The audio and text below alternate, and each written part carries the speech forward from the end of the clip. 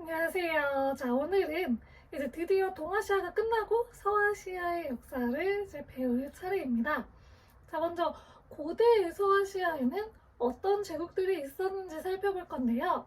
자, 고대 서아시아 제국에 우리가 살펴볼 왕조는 대표적으로 이제 페르시아라고 하는 국가가 있었습니다. 이 페르시아는 두 개의 페르시아로 나누어지는데요. 첫 번째 페르시아는 아케메네스 왕조 페르시아고요. 그리고 이후에 이 아케메네스 왕조를 이어받겠다 해서 사산왕조 페르시아가 등장을 합니다. 그리고 이 둘 사이에 우리가 오늘 파르티아라고 하는 국가를 잠깐 배우고 넘어갈 거예요. 자, 이 서아시아 지역은 우리 지난 시간 정말 옛날에 4대 문명 할 때 잠깐 나왔었어요. 뭐가 있었냐? 바로 이 서아시아에서 4대 문명이 나왔었는데요. 어떤 4대 문명이냐? 바로 메소포타미아 문명이 바로 이 서아시아에서 나왔습니다. 그리고 인도까지 이 서아시아로 좀 포함이 되기 때문에 인더스 문명 또한 이 서아시아에서 나왔는데요. 그만큼 이 서아시아 지역은 일찍부터 문명이 발달했던 그런 아주 발전된 곳이었어요. 메소포타미아 문명 이후에 이 서아시아 지역이 굉장히 분열이 한번 크게 됐었어요. 그러다가 그 분열을 통일한 국가가 하나 등장을 하는데요. 바로 아시리아라고 하는 국가입니다. 이 아시리아라고 하는 국가가 이 분열되어 있었던 소아시아 지역을 통합을 했는데요. 이 통합을 하면서 기존에 그 아시리아가 아니었던 다른 국가들이 있을 거 아니에요? 이 국가들이 가지고 있었던 고유한 종교, 문화 이런 것들을 전혀 존중해주지 않는 아주 강압적인 정책을 펼쳤어요. 그래가지고 그거 이제 전제주의 뭐 이런 말로도 표현을 하는데요. 이러한 이제 정책을 하니까 그 안에 있던 사람들이 불만을 갖게 되었고, 그래서 아시리아 내부에서 반란이 일어나서 아시리아는 멸망을 하게 되고 한 차례 분열이 또 한 번 일어나게 됐어요. 그래서 혼란스러운 상황이었는데 이 분열돼 있던 서아시아 지역을 다시 통일하게 되는 그런 국가가 하나 등장을 하게 됩니다. 그게 바로 아케메네스 왕조 페르시아입니다.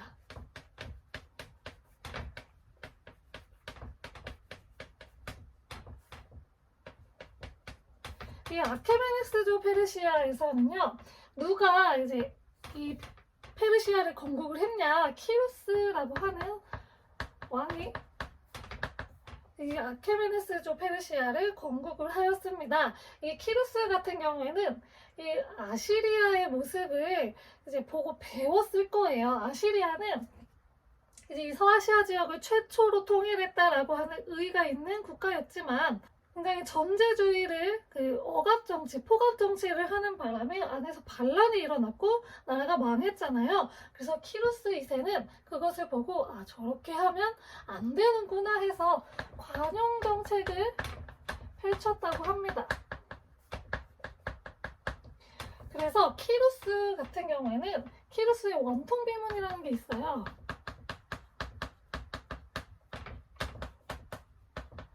말 그대로 이렇게 비문인데 그 비에다가 쓴 글이에요. 근데 원통 모양으로 생긴 비예요. 그래서 여기에다가 키루스가 이제 뭐라고 썼냐면 굉장히 다른 사람들, 나하고 다른 문화를 가진 사람들을 존중하고 이렇게 좀 포용하자라는 내용이 적혀 있습니다. 이것을 통해서도 이 키루스 2세의 굉장히 관용 정책을 엿볼 수가 있죠. 그래서 아시리아하고 다르게 이 아케메네스조 페르시아는 더 오랫동안 통일 국가를 유지를 할 수가 있었습니다. 자, 이 키루스를 이어서 다리우스 1세가 왕이 되었는데요. 이 다리우스 1세 때는 더 넓어진 영토를 이제 차지를 하게 된 거죠. 그래서 이 넓어진 영토들을 더 효과적으로 이제 영토를 다스리기 위해서 무엇을 하냐면 총독이라는 것을 파견을 해요. 그래서 그 지역의 총독을 파견을 해서 왕 대신에 그 지역을 다스리는 거죠. 왕이 모든 지역을 다 일일이 돌아다니면서 정치를 할 수가 없잖아요. 그래서 왕 대신에 이제 그 지역에다가 총독을 보내서 다스린 거죠. 그런데 이 총독들이 혹시 딴 맘을 먹고 그 안에서 세력을 키워서 반란을 일으킬 수도 있으니 이 총독을 감시하는 또 그런 감시자를 파견을 해요. 이 감시자를 왕의 눈 혹은 왕의 귀라고 불렀다고 합니다. 왕의 눈, 왕의 귀라고 하는 이 감시자들을 보내서 또 총독을 감시를 하기도 했어요. 이런 식으로 넓은 영토를 효과적으로 다스렸고요. 그리고 굉장히 넓은 도로를 하나 뚫었어요. 이렇게 좌우로 길다 보니까 여기서 여기까지 효과적으로 빠르게 갈 수 있도록 이 좌우로 넓은 길을 하나 뚫었는데 그것을 왕의 길이라고 합니다. 어디서부터 어디냐? 수사라고 하는 곳에서 사르디스라고 하는 곳까지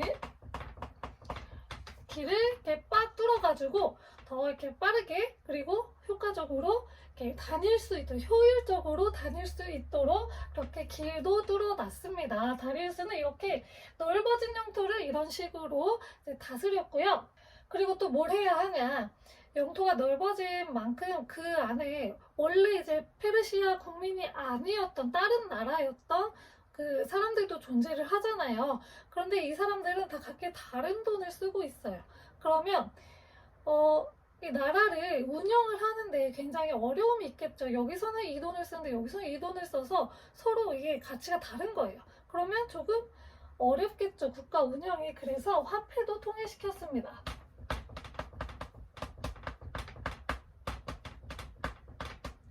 이렇게 해서 다리우스는 넓어진 영토를 더 이제 통일하기 위해서 이런 일들을 해서 더욱더 효과적으로 다스릴 수가 있었습니다. 자, 그래서 더 오래 좀 강하게 가나 싶었는데 이 이후에 왕이 한 명 등장을 하는데 크세르크세스라는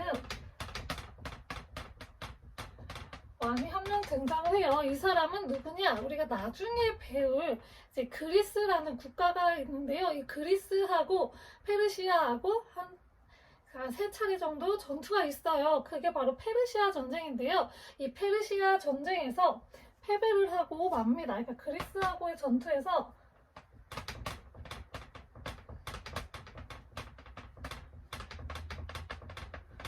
그래서 패배를 해요. 이 이후에 이 페르시아는 급격히 쇠퇴를 하기 시작을 하더니 결국에 이 총독들이 반란을 일으켜요. 그러면서 나라가 혼란해지고 결국에는 멸망을 하게 되었습니다. 자, 이후에 누가 등장을 하냐?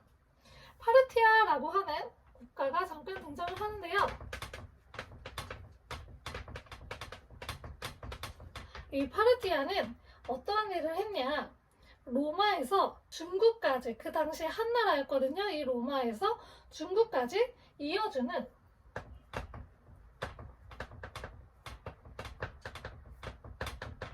중개무역을 실시를 해서 굉장히 많은 부를 차지할 수 있었다고 합니다. 근데 여기 중개 있죠? 이거 잠시 설명을 해드리면 중개가 중개가 있고 중개가 있어요. 이 두 개는 비슷하지만 다른 뜻을 가지고 있어요. 중개는 A 국가하고 C 국가가 무역을 하는데 가운데 이제 B 국가가 껴있잖아요. 그러면 중개 같은 경우에는 여기서 A 국가에서 C 국가로 물건을 팔 때 이 B가 한번 사요. 그리고 여기에다가 되팔 때 더 많은 돈을 붙여서 파는 거예요. 그래서 이득을 보는 게 중개고요. 중개는 그 공인중개사 할 때 그거예요. 그래서 이 A에서 C로 물건을 팔려고 할 때 B가 그냥 이 물건을 전달해 주는 거예요. 사지 않고 전달. 그 대신에 중간에서 수수료를 받는 거죠. 그래서 조금 다른 의미를 가지고 있습니다. 이 파르티아 같은 경우에는 중개 무역을 실시하였습니다. 자, 이렇게 해서 이득을 봐서 좀 이렇게 국가가 또 성장을 하나 싶었더니 멸망을 하게 돼요. 누구한테 멸망을 하냐? 아케메네스조를 이을 사산조 페르시아가 등장을 합니다.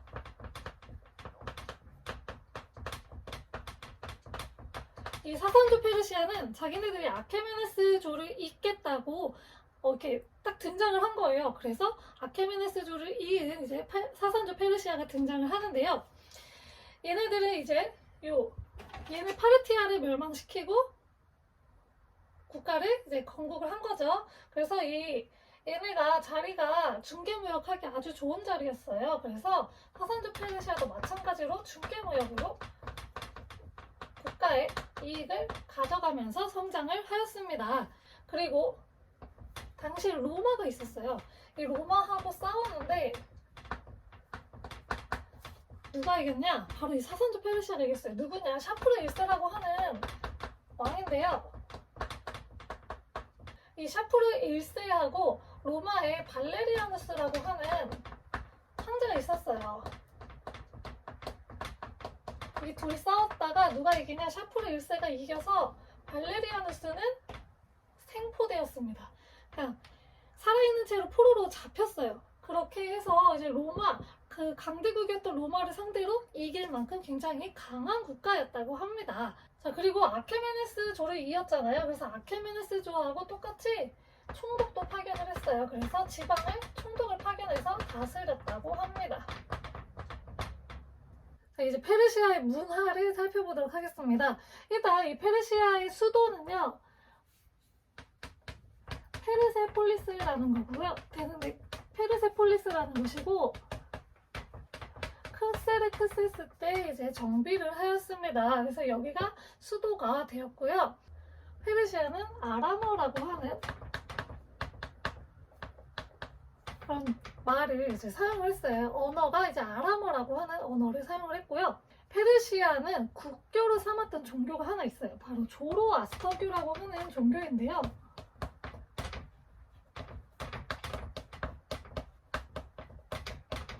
이 조로아스터교는 무엇을 숭상하냐? 바로 불을 숭상을 합니다.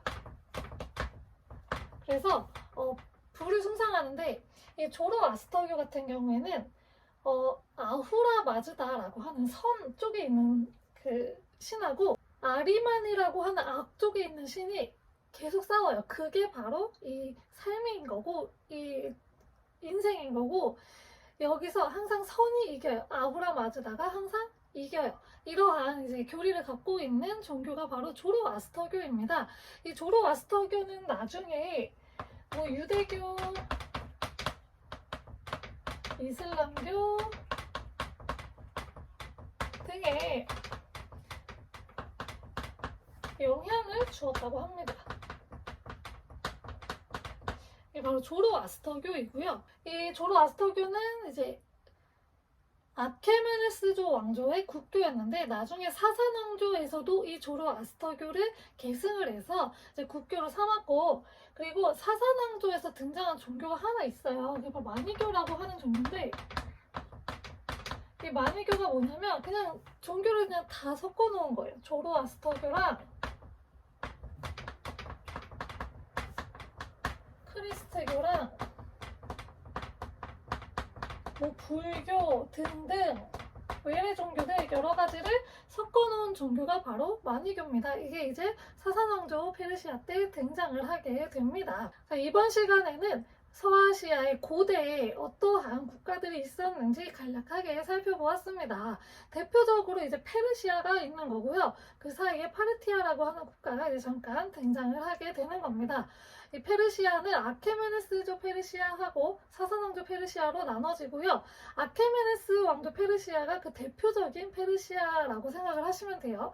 이 아케메네스조 페르시아는 그 이전에 아시리아라는 국가의 그런 멸망하는 과정을 보고 배웠기 때문에 이제 배웠는지 뭐 했는지 모르겠지만 이 키루스 왕 때는 다른 종교, 다른 문화에 대해서 굉장히 관용 정책을 펼쳤고 그리고 이후에 다리우스 1세도 그것을 이어받아서 굉장히 관용 정책을 해서 국가가 조금 아시리아보다는 오래 갈 수 있었다. 그리고 이 다리우스는 넓어진 영토를 다스리기 위해서 총독을 파견을 했고, 이 총독을 감시하기, 혹시 총독이 반란을 일으킬까, 세력을 거기서 키워서 반란을 일으킬까 걱정이 되어서 이 총독을 감시하는 왕의 눈, 왕의 귀라고 하는 감시자들을 파견을 했다. 그리고 이 넓어진 영토를 효과적으로 왔다 갔다 통행을 할 수 있기 위해서 왕의 길이라고 하는 길도 하나 만들었고요. 그리고 이제 다양한 국가들이 다시 합쳤으니까 이 재정을 좀 안정시키기 위해서 화폐도 통일했습니다. 그리고 도량형도 통일하였습니다. 자, 그리고 이후에 이제 크세르크세스가 왕위에 올랐는데, 크세르크세스 때는 그리스하고 전투를 벌였는데 여기서 패배를 하고 나라가 좀 쇠퇴를 하기 시작하더니 지방에서 총독들이 반란을 일으켜서 결국에 아케메네스조 페르시아는 멸망을 하게 되었고요. 파르티아라는 국가가 등장을 해서 로마에서 중국으로 하는 중개무역에서 조금 이제 이득을 좀 보고 있다가 그 이후에 등장하는 사선왕조 페르시아에게 멸망을 당했다. 이 사선왕조 페르시아는 아케메네스조 페르시아를 이어받기 위해서 만든 국가다. 그래서 아케메네스조에 있었던 여러 가지들을 가져왔는데 대표적으로 조로아스터교도 있고요.